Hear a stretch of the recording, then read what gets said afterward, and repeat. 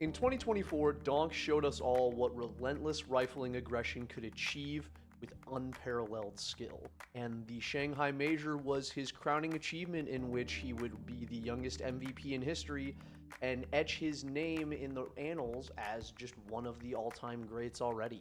Rather staggering to see. But he was not the only young rifler making a name for himself this major. Quietly, while Donk was reigning in all the spotlights, there was someone else stepping up and carving out a rather staggering statistic that I wanted to talk about today. Enter Senzu. See, Senzu over on Mongolz was a incredibly interesting rifler to watch this major, as going into playoffs, he was actually a top 5 rated player of the event. And unlike certain teams such as Vitality, who all 5 of their players were in the top 15 players of the event due to the path that they faced, because they faced Furia, MIBR, and Gamer Legion, none of whom made it into the top 8. Same for Liquid, they played the same opposition. For Mongolz played G2, Mouse, and Heroic, all of which made it into the top 8, and all of which had strong showings, I would generally say. And so, Senzu carrying those statistics, or at least his rating into being a top 5 player of the event going into playoffs, while no one in his team was even close to him, was rather impressive for someone of his age. And I think, despite the fact that the stage got to him in their game against Mouse, if you look at how he played, if you look at just everything about it, it got to him. He did not deliver who he showed us previously, and he will improve that with time.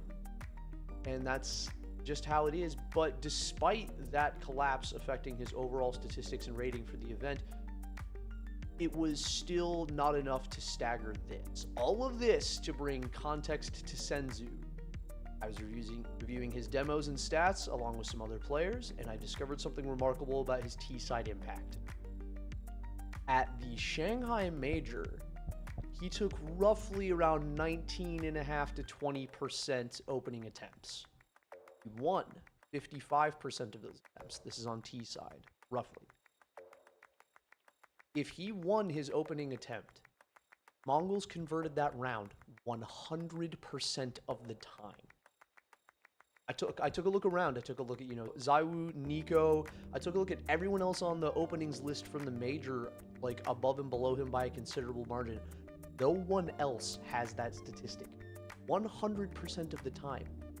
Slap those two percentages together, equaling out to a roughly 10 to 11% of the time. If Senzu is on T side in the server for you at the Shanghai Major, roughly 10 to 11% of the time, guaranteed wins you the round. That is an insane statistic. That is insane from Mongolz. That is impact in the truest sense of the word to me.